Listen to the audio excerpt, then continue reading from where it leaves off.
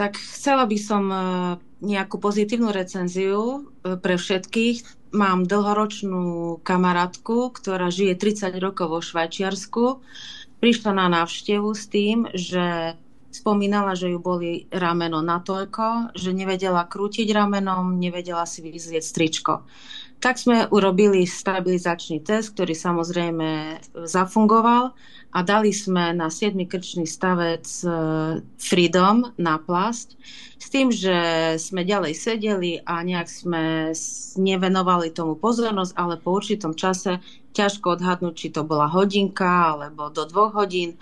Jednoducho si uvedomila, že keď zdvíha ruku, nepociťuje bolesť, vedela krúžiť rukou.